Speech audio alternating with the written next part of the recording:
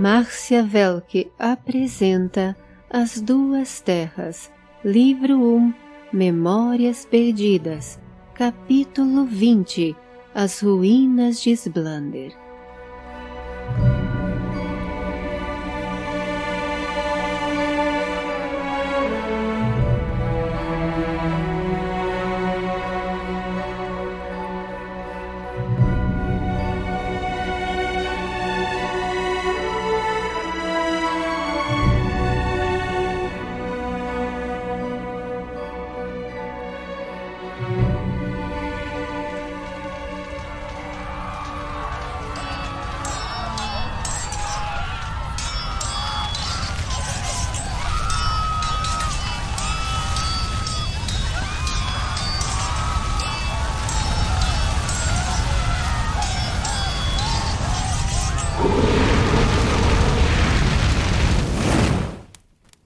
Dália acordou num susto. Olhou ao redor e viu Caleb e Fauzi dormindo. Ainda estavam na caverna. As brasas das sementes de Crivon luziam, vermelhas, e a madrugada, escura e silenciosa, dava a impressão de ainda estarem na casa da árvore, seguros e tranquilos. Mas tranquilidade era a última coisa que Dália sentia no momento. Tivera mais uma vez o mesmo pesadelo. A neve, os gritos, a luta de espadas com o homem da cicatriz e o urro selvagem e arrepiante. Aquelas visões e sonhos atormentadores a tinham deixado desde que chegaram em Teitene, mas a febre e quase morte por conta do ataque do Luio fizeram os pesadelos retornarem com força. Ou poderia ser aquele lugar. Sblander parecia uma região amaldiçoada, que trazia o infortúnio a qualquer um que ousasse entrar em seus domínios. Dália virou-se para a parede e tentou adormecer, na esperança de que dessa vez aquela cena na neve não voltasse a atormentá-la em seus sonhos.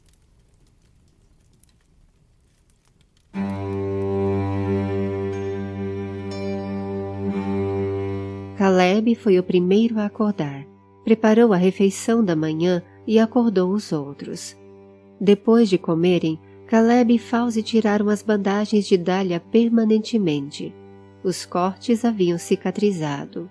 Ela teve que emprestar uma camisa de Caleb, e Fauzi costurou um novo colete com os remendos que sobraram do antigo, mais as sobras da camisa rasgada. A senhora Mabel teria ficado orgulhosa do seu trabalho, Fauzi. Elogiou Dália, vestindo e amarrando o colete, mas Fauzi ainda apontava os vários defeitos da peça. Depois de tudo estar devidamente ajeitado nas mochilas, os três deram adeus à caverna segura e continuaram sua jornada para Sblander.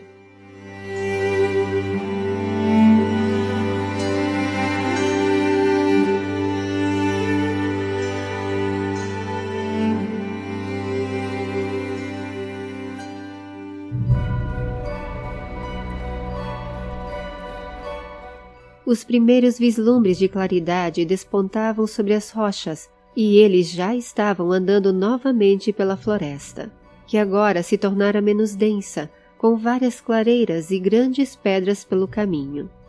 Às vezes eles subiam, outras eles desciam, o que demonstrava que estavam numa região mais montanhosa. Dália conseguia acompanhar o grupo sem grandes problemas.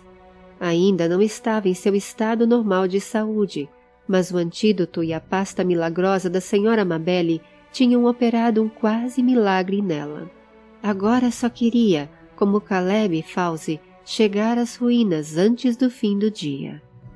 O caminho montanhoso, como previsto por Caleb, era mais difícil e deixava a caminhada extenuante e lenta. Mas na metade da tarde puderam vislumbrar os primeiros sinais da cidade. Pontas e cúpulas de grandes construções despontavam atrás de uma montanha de pedra na distância. Fauzi não pôde deixar de ter um arrepio na nuca ao ver a cena. Pássaros negros voavam sobre as altas torres e o vento chegava uivando entre os vãos das pedras na floresta, enquanto eles andavam. Respirou fundo, buscando coragem, e seguiu os amigos montanha acima. Depois de mais um trecho de caminhada difícil, eles contornaram uma parede de pedra, subindo cada vez mais alto, até chegarem no topo do outro lado. Caleb chegou primeiro, seguido por Fauzi e depois Dália. "Conseguimos!" exclamou aliviado Caleb. "Finalmente! Esblander!" Mais abaixo, a uma meia milha, podia-se ver uma antiga estrada de pedra, coberta de mato, serpenteando entre as árvores. Caleb disse que ela fazia parte da estrada da fronteira antigamente, mas fora desativada com o tempo, depois da invasão dos Azangues na região. A chamavam de Estrada Velha. Terminava bem mais à frente, numa enorme ponte, sustentada por vários arcos. Entre os arcos havia um tipo de escotilhas que agora estavam abertas e quebradas. A água jorrava por elas, formando cachoeiras. Fauzi disse que lera, num livro escrito por Mestre Hakim, que antigamente eles usavam essas escotilhas para produzirem luz, usando a água, e com isso iluminavam a cidade. Dizia no livro que as luzes eram tão fortes que podiam ser vistas à noite de longas distâncias, e que por causa disso a cidade fora batizada de Esblander, que significa esplendor. Eles viram que a ponte, assim como a estrada, era larga, feita com pedras lavradas meticulosamente encaixadas, pelo menos até onde ainda se podia avistar. O rio corria caudaloso depois da cachoeira, contornando os restos de uma enorme cidade que, por conta do penhasco feito para conduzir o rio montanha abaixo, parecia estar numa ilha, por onde só se podia chegar atravessando a ponte. A cidade ia subindo, parcialmente submersa em gordas copas de árvores, mas no topo podia-se ver uma enorme cúpula, com partes de seu teto quebradas. "Naquela parte alta deve estar o salão principal", falou Caleb. "É lá que vamos passar a noite." "Deve ter sido uma cidade linda no seu auge", refletiu Dália em voz alta. "Era sim", respondeu Fauzi. "Pelo que li, era a maior e mais bela cidade das Terras Verdes na época." O sol começava lentamente a descer no horizonte, enchendo a paisagem com um tom amarelado e deixando parte da floresta nas sombras. "Vamos descer", anunciou Caleb com urgência, "enquanto ainda temos luz." Os três desceram a encosta e entraram na Estrada Velha. Correndo o último trajeto, eles alcançaram a ponte. Ouviam o barulho ensurdecedor das quedas abaixo deles, enquanto caminhavam na antiga e grandiosa construção. Nada de Azans ou outro perigo inesperado. Chegaram ao portal de entrada de Esblander com os últimos raios de sol. Caleb encontrou uma antiga lanterna num dos postos de vigia da entrada, e nela colocaram algumas sementes de crivon. "Aqui não precisamos temer sermos vistos", falou Caleb, enquanto acendia as sementes na lamparina com a pederneira. "As construções e as árvores que cresceram na cidade escondem toda a luz, a não ser que subamos em alguma torre, mas aqui embaixo ninguém nos verá com a lanterna." "Que irônico", comentou Fauzi. "Não se verá luz na cidade da luz." Os três andaram lentamente pelas sinistras e abandonadas ruas de pedra, subindo na direção do topo, onde ficava o salão principal. Os sons da noite, adicionados às sombras bruxuleantes que a lanterna produzia, deixavam Fauzi intranquilo e amedrontado. "Não deveria ter lido tantas histórias de monstros e trolls", pensou Willa. Ele sempre usava essas histórias para amedrontar Fionn, que lhe dizia: "Um dia você vai ser a vítima das suas próprias histórias assustadoras", enquanto ele escondia a cabeça debaixo das cobertas. "Sim, meu irmão, o pagamento chegou, em medida dobrada e sacudida", disse baixinho para si mesmo. "Esperem aqui", avisou Caleb quando chegaram no pórtico do grande salão. Então entrou por um grande arco que um dia fora uma porta. Ficar naquela escuridão sem a lanterna só aumentou o medo de Fauzi. Ele instintivamente pegou a mão de Dália. Só para não nos perdermos um do outro, afirmou ele não muito convincente. Pouco tempo depois, Caleb voltou, e com ele a luz da lanterna, para o alento de Fauzi. Está seguro. Encontrei um bom lugar para acamparmos, ao lado do vão da escada. Falou Caleb. Dália e Fauzi o seguiram e entraram num grande salão retangular, com uma escada larga ao fundo, que se dividia para os lados, subindo para a direita e para a esquerda, e indo para o que um dia fora o andar superior, mas que agora não existia mais. Do telhado só havia sobrado parte da estrutura, e podia-se ver o céu, ora estrelado, ora coberto com nuvens. Os cipós e uma variada vegetação se espalhavam por todo o lugar, emanando um cheiro parecido com o de madeira úmida. Caminharam até o vão atrás da escada e ao lado montaram seu acampamento com o que sobrara nas mochilas de Fauzi e Caleb. Penduraram a lanterna e fizeram uma pequena fogueira. Todos concordaram que precisavam de uma refeição e bebida quentes. Fizeram um pequeno cozido e usaram o último pão seco que haviam trazido.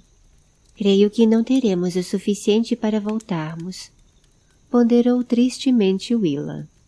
Podemos caçar, Fauzi. Caleb mostrou o arco e flechas. E tem várias frutas comestíveis na floresta. Não se preocupe, vamos conseguir. Da última vez que você disse isso, um luio nos atacou. Fauzi murmurou. Caleb riu levemente. As Ans não vêm para as ruínas, eu já lhe disse. Estamos seguros aqui. Não é exatamente dos Azans que eu tenho medo aqui, comentou Dália, parada ao lado da escada, olhando para o grande salão, vazio e silencioso. Você lembrou de algo? Perguntou Fauzi. De repente, ficou mais atento a Dália e ao salão. Não, Fauzi. Mas eu sinto. Eu os consigo ouvir. Ouvir quem, Dália? Perguntou Fauzi, começando a ficar temeroso, olhando ao redor. O canto que se transformou em choro, a alegria que virou tristeza, o tormento das almas à beira da morte em seu último grito de dor. Recitava Dália como uma poesia. Onde você leu isso, Dália? Dessa vez foi Caleb quem perguntou, intrigado. Eu não sei. Veio à minha mente agora. Eu apenas... sei. Dália se voltou para eles. Não sei como explicar, mas eu sinto. A dor, o medo, o desespero, a raiva pairando no ar da noite. Vocês não sentem também? Caleb e Fauzi só conseguiram menear um não com a cabeça. Aquilo estava ficando estranho e um pouco assustador. Acho melhor não conversarmos sobre isso agora. Como diz Mestre Emir, certos assuntos não são bons para noites escuras em lugares inóspitos. Falou Caleb. Mas deixe sua mente fluir, Dália. Isso vai facilitar a volta da sua memória. O cozido está quase pronto. Podem pegar as tigelas. Anunciou Mahana, tentando deixar o ambiente mais leve. Dália sentiu e voltou-se para a fogueira e para os amigos, mas não sem antes olhar uma última vez para o salão deserto, ainda com os gritos ecoando longínquos em seus ouvidos. Ela estava lembrando de algo? Ela já esteve naquele salão, mas nada ali lhe parecia familiar ou reconhecível.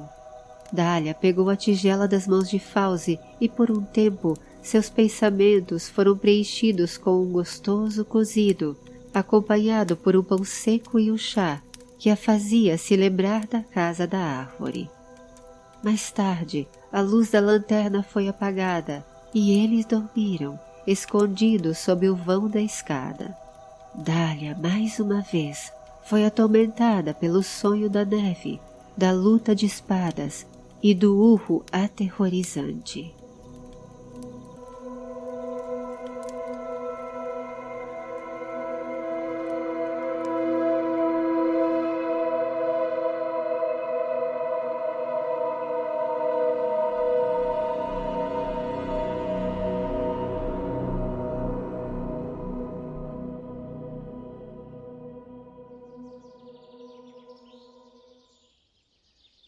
A manhã seguinte veio pálida, com fragmentos de névoa e o céu encoberto por nuvens. Apesar do ambiente funesto, a noite havia sido tranquila e quieta, sem qualquer ataque ou som longínquo de azangue, o que significava que eles ainda não tinham sido descobertos. Depois da refeição matinal, Caleb avisou que faria uma averiguação do lugar. Vou dar uma olhada no caminho que precisaremos percorrer até a biblioteca. Enquanto isso, achem as runas indicadas na espada que estão no salão. Mestre Hakim deixou as marcações aqui. Caleb deu um pequeno pergaminho para Fauzi. Vocês ficam com esse e eu levo o pergaminho reserva. Assim, se perdemos um, temos o outro. Fazendo assim, pouparemos tempo. Volto assim que tiver averiguado o lugar. Caleb pegou seu arco, flechas e sua espada e saiu pela porta. Enquanto isso, Fauzi desenrolou o pergaminho, começando a fazer os passos indicados por Mestre Hakim.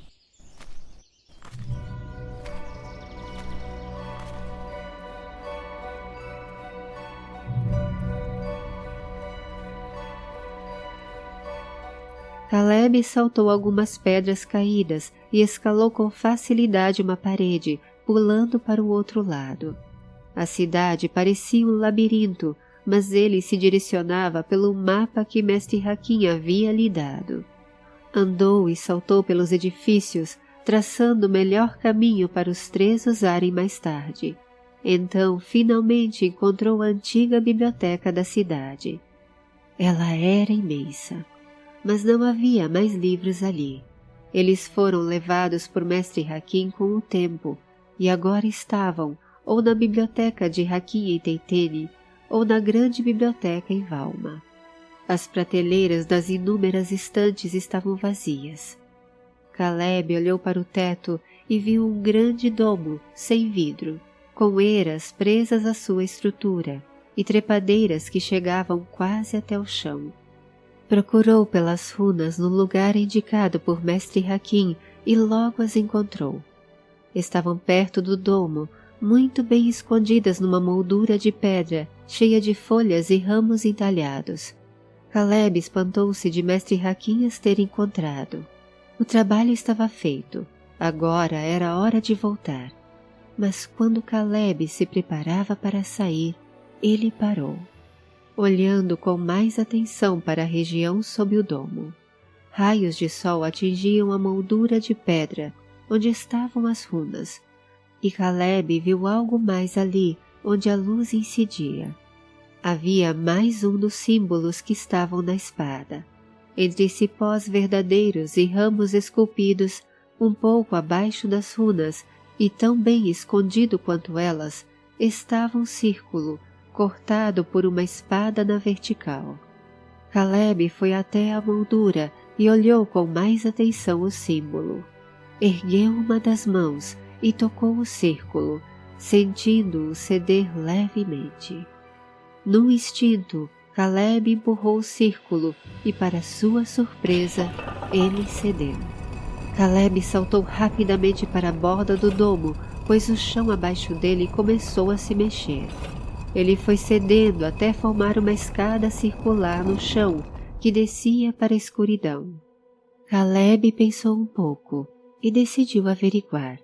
Procurou algo para fazer uma tocha, mas não teve sucesso. Decidiu arriscar e desceu os degraus no escuro, tateando lentamente, a espada desembainhada. Ouviu o som de água corrente, que foi aumentando conforme ele descia. Quando chegou ao final da escada, não conseguiu ver muita coisa, apenas o que a luz de cima tenuamente mostrava. Mas ele viu que a água vinha de um grande bueiro à direita e seguia como um rio para a esquerda, fazendo uma curva mais adiante.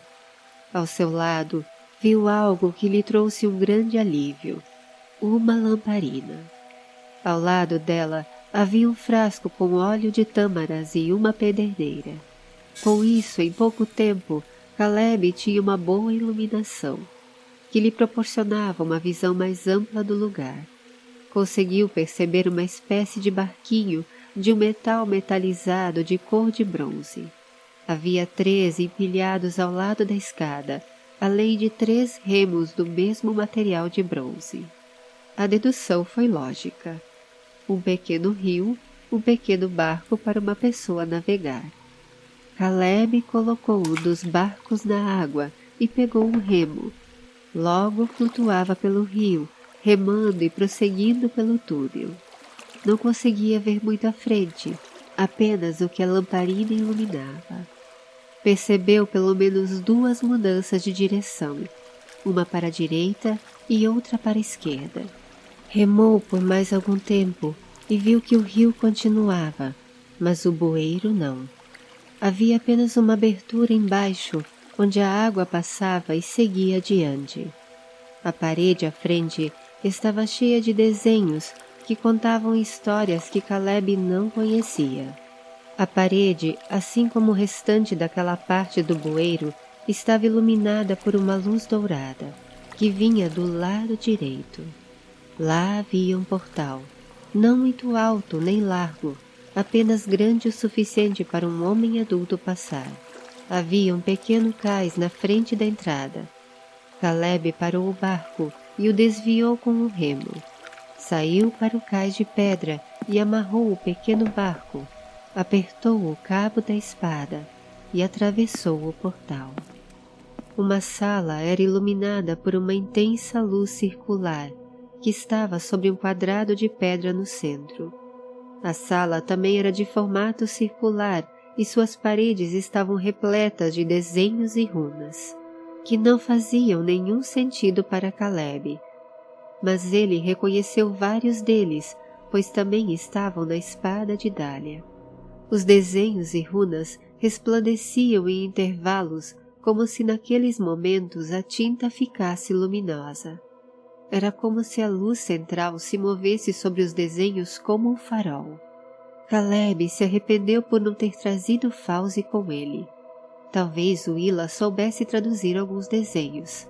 Por um tempo ficou olhando para eles, fascinado com o movimento e a luz. Mas como se estivesse emergindo de um torpor, Caleb decidiu voltar e trazer Fauzi e Dália até ali. Eles poderiam comparar as inscrições da espada com as que estão na parede, e com sorte, Fauzi desvendaria algo que explicaria tudo isso. Mas quando Caleb pensou em se virar, ouviu um estalar e ranger de pedra. Algo estava acontecendo no círculo central. Uma luz muito forte veio em sua direção, tão forte que ele teve que colocar as mãos à frente dos olhos. Quando finalmente conseguiu olhar, sua expressão foi de assombro.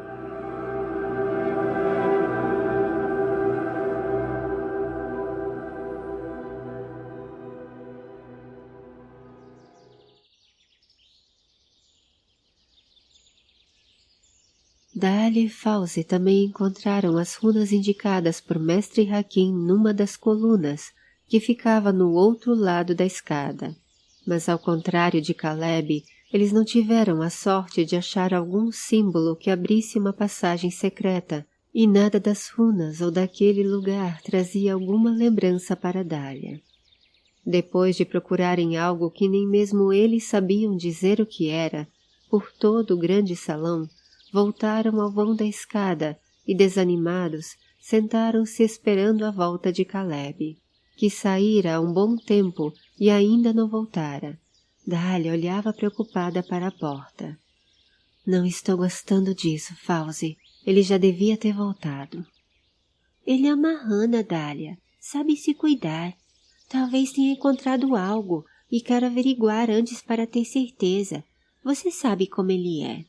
Tranquilizou a Fauzi, mas também já começava a se preocupar. Esse lugar me deixa intranquila. Não consigo ficar aqui parada esperando. Dália levantou-se, ansiosa. Iria dizer algo a Fauzi, quando ouviu um barulho que não combinava com aquele lugar. Um relincho de cavalo. Fauzi, esconda-se debaixo do vão e não saia enquanto eu não te chamar, entendeu? Fauzi concordou com a cabeça e, assustado, se escondeu na escuridão do vão da escada. Dália desembainhou a espada e foi na direção da porta, mas parou. Alguém veio até o portal de entrada e não era Caleb. Era o homem dos seus pesadelos, o homem da cicatriz. Ora, ora, ora, finalmente a busca acabou, disse Xandar com um sorriso triunfante. Fauzi, quando ouviu aquela voz sinistra, começou a tremer embaixo da escada, com medo. Você não parece feliz em me ver, ironizou ele. Dália estava sem ação. Aquele homem parecia conhecê-la e não suspeitava que ela tinha perdido a memória. Ela não sabia o que fazer. Onde estava Caleb? Ela precisava ganhar tempo até conseguir pensar em alguma saída. Eu deveria estar? Respondeu ela, fingindo saber sobre o que ele falava. Xandar a olhou pensativo. Há algo diferente em você. Não sei dizer o que é. Seu olhar é vago e confuso. Sua mente está oculta para mim. Xandar andou alguns passos à frente. Dália percebeu que outros homens entravam por vários locais do salão, cercando-a. Mas sua mente já está oculta há muito tempo, não é, Ivy? O semblante de Xandar ficou sombrio. O mestre me avisou, mas eu não queria ouvir. Afinal, como eu poderia imaginar que a minha única irmã, por quem eu tanto fiz, iria me trair? Irmã? Pensou Dália assustada. Aquele homem odioso e maligno era seu irmão? Ela buscou disfarçar sua surpresa, tentando não ser descoberta. Talvez seja um olhar de arrependimento que estamos vendo, senhores, disse Xandar, dirigindo-se aos companheiros. Ou de ganhar tempo, já que os seus dois companheiros não se encontram aqui. Falou voltando-se para Dália. Mas também deixei alguns dos meus para eventuais surpresas. Mais homens estão lá fora, vigiando as redondezas, pensou Dália preocupada. As chances de escape diminuíam cada vez mais. Me diga, minha irmã, estou curioso. Como você conseguiu sobreviver? Ninguém sobreviveria àquilo. Aprendeu algum tipo de magia? Ou alguém com magia ressuscitou seus restos mortais? Dália continuava em silêncio, pensando em como responder uma pergunta para a qual ela não sabia a resposta. Decidiu que o silêncio seria seu melhor aliado agora. Não quer me contar o truque que usou para ludibriar a morte? Que seja. Apenas lhe aviso, doce irmã, que eu não sou tão misericordioso quanto a morte. Mas isso você já sabe, não é? Sabe que prometi matar todos os miseráveis traidores. E Xandar de Cariva cumpre as suas promessas. O norte sabe e reconhece isso mais do que você, irmãzinha. Por isso eles me temem. O que pensa que vai conseguir com isso, Ivy? Avisar o conselho de nossos planos? Xandar riu com escárnio. Você não sabe de nada, vociferou. Eu posso ter sido um irmão tolo, mas o mestre já desconfiava de sua traição. Você acha que aquilo que aconteceu naquele dia, na vila de Durainon, foi um acaso? Ele atestou, fez você se revelar. O mestre me mostrou a verdade. A triste e decepcionante verdade de que você é uma traidora. Os olhos de Xandar faiscavam de ódio. Eu queria tê-la matado eu mesmo, como sempre faço ao cumprir minhas promessas. O que infelizmente me foi roubado. Mas olhe só como é o destino. Ele acabou trazendo a minha vingança de volta às minhas mãos. Você sobreviveu para morrer hoje pela minha espada.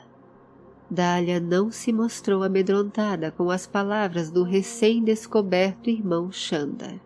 Pelo contrário, uma coragem e ousadia começaram a arder em seu peito, um tipo de ansiedade que permeia os guerreiros antes de uma batalha. Olhou Xandar, desafiadora, erguendo a espada. Xandar sorriu. É tocante que você pense que pode me vencer, mas nós dois sabemos quem sempre foi o melhor guerreiro. Vai ser divertido matá-la aos poucos, golpe a golpe, e vê-la sofrer no processo. Ninguém interfira! Gritou Xandar para os seus homens. Então sorriu maldosamente para Dália. Vai ser um duelo, como nos velhos tempos. Xandar ergueu a espada e atacou.